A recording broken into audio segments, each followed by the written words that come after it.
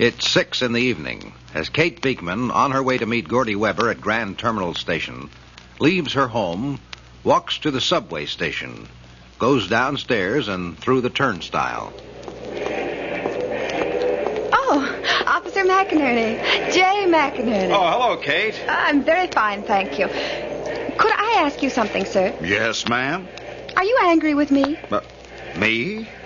Angry at you? Because I didn't stay in the lighted part of the park, like you said. I said I was wrong, Officer McAnarney.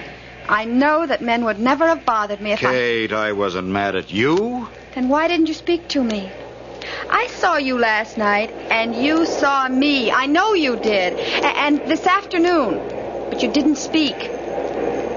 Why didn't you? Well, here's your train, Kate. Well, there'll be another one, and I've plenty of time for an answer. It hurts me when my friends don't speak. Why, I wouldn't hurt you for anything in this wide, wide world, Kate Beekman. Oh. You didn't speak to me. Well, I wasn't sure you wanted me to. I didn't want to remind you of that fellow. You couldn't remind me of him? Why, you just couldn't. Well, then I'll mend my ways and mind my manners and speak at all times hereafter. But see that you do, sir. That's a promise, Sergeant. Now, can I ask you another question? Well, now, I don't know. Your questions kind of knock a man off his feet. But I'll take a chance. You're a brave man, sir. Anyhow, curious. Well? Well, it's about Skipper. I've got a little white and brown dog. Well, now, when'd you get him? Today. Oh, he's the cutest thing, Jay. Mr. McAnarney. Why don't you call I've never had a dog. Isn't he supposed to have a collar and a tag? Yes, ma'am. And rabies shots, and he's got to be registered. Oh, dear. Oh, he's such a sweet little dog. Well, I suppose I'll have to do it. But could you tell me where I should take him to? I was about to make a suggestion, with your permission. I've owned several pups myself, so I know where to go and what to do. So I was thinking, if it's okay with you and your folks, of course, I was thinking I've got the morning off tomorrow, and if you like, I'd be more than happy to take Mr. Skipper for his collar and tag and shots. Oh, would you? I was also thinking that if you're interested in learning where to take him yourself, in case you get another dog, you understand. I could go with you. I was about to suggest it, in case you're interested. In fact, how about we, that is you and me, not Skipper, go and have a cup of hot chocolate now? Oh. No?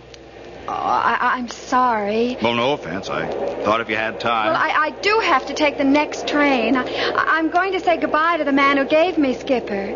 Oh? Fella I know? I don't think so. Oh, well, it was nice of him to give you the dog, and you're telling him goodbye, huh? Mm-hmm. Well, you'd better scoot here. Your subway's in. I'd rather go have hot chocolate with you, but he's leaving from Grand Terminal Station. There's nobody else to tell him goodbye. It's such a lonely feeling when you go away and there's nobody to say goodbye. I'd better go. I'll see you tomorrow, huh? Yes.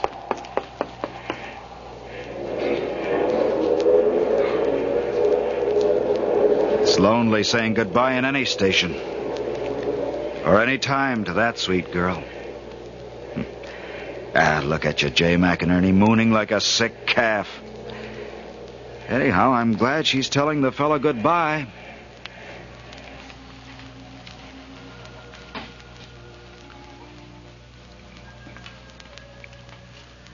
As you know, the fellow is Gordy Weber. And you also know Gordy hopes his meeting with Kate will not result in a goodbye. Gordy was lucky when he chose Grand Terminal to make his final bid for Kate's sympathy. The vast, impersonal place makes one alone feel more alone. Creates the illusion of friendship when acquaintances meet. Capital Limited, now loading at gate 13. Capital Limited, now Kate? loading at gate 13. Kate! Hello, Kate. Hello, Mr. Weber. Well, I was scared you'd change your mind. Well, I'm glad you came down to see me off. Would you like a drink? Hot chocolate. That's the second offer. You don't really want any, do you? Well, I wouldn't kid you, Kate. I'm not much of a hot chocolate man, but if you'd like some. No, thanks. Well, then let's sit down, huh? My train leaves from gate 9. Sit down, Kate. When does it leave? Oh, in a few minutes. Let's not... Oh, how's Skipper? Oh, he's fine. He's the cutest thing. Yeah, he's a nice little dog. Mr. Weber... Look, Kate, I'm walking through that gate in a few minutes. These last few minutes, call me Gordy, huh? All right, Gordy. Now tell me about Skipper. Why, he seems happy. He seems to like me. Sure. Oh, I didn't have time to get him a tag and all, but you Oh, can... that's all right. I'll do it. Oh, he can do tricks, Kate. Wait till you see him sit up and beg and he'll roll over and... Nah, I don't want to talk about Skipper. You know what I want to say. Kate, I don't know what I did, but... Gordy... Look, please, listen, will you? I'm going away now. It's important to get things straight when you go away, you know? Or maybe you don't. But going away makes you feel like... Yes, I know. When I went away to school and Mother and I said goodbye to Sis and Timmy... Oh, your brother and sister? Capital Limited. Oh, is that your train? No, I got a few minutes, and then the wide open spaces. Where are you going? Oh, out west for a while. This spring I'll probably hook up with a carny. What? Carnival. I did a couple of years with one. Step right up, ladies and gentlemen. See the fabulous dancing mice. Yeah, some life. Why are you leaving, Gordy? Oh, I don't know. The girl who brought me Skipper... Tony? Nice girl. She says you're just giving up the nightclub. Uh-huh. Why, Gordy? Tony says it's your big chance. Yeah, it's a chance. Well, then, why not fight for it? What's the use? Gordy, everybody wants things. Yeah, I used to think so. I wanted that club. You bet I wanted it. I wanted it, Kate, like your folks want your whole family together, like you want dancing. Kate, I want to tell you something. No matter what you think, all I ever wanted for you was what you wanted. That's why I offered you a job. I told myself I wouldn't mention that. But I don't understand. Why don't you want the nightclub anymore? I don't want what I thought I did. No?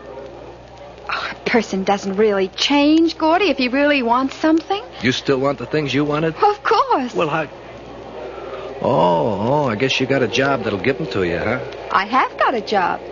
Mr. Mason offered me a job in his office. And you type? No. Well, how can you make enough out of an office job? Oh, I forgot. Mason's a very good friend of your family. Yeah, I forgot. You mean he'll pay me more than I'm worth just because... He wouldn't do that. Well, no, I guess he wouldn't. And even if he did, you did. I what? You offered me $100 a week to dance in your nightclub. I'm not worth $100 a week. What is it? What, Kate? You didn't even start to read that contract. I offered you $100 per if you could dance good enough. Oh. Yeah, I'll tell you frankly, honey, I couldn't pay you a nickel if Helen didn't say it's okay. You see, Helen's my freelance dance director. Helen's strictly the boss of entertainment. Oh, I thought... No, I didn't understand. Yeah, I'm beginning to understand a lot of things. Kate, you had me all wrong from the start. I won't try to kid you. There's hundreds of dancers. Plenty of them would fit in. I offered you a chance because you need a break, but I was only offering you a chance. Well, little things like that, they change your whole life. Or do they? Yeah, I wonder if it's too late. It isn't too late for me to get the club back, but I wonder... Kate, listen to me. You coming here to see me, maybe it's the luckiest thing that ever happened. The luckiest thing for both of us. Because I got something to tell you. Well, that is, if you listen, if you're interested. Well, yes, of course I'm interested. Well, then listen to me, Kate. I'm going to tell you something you never dreamed of.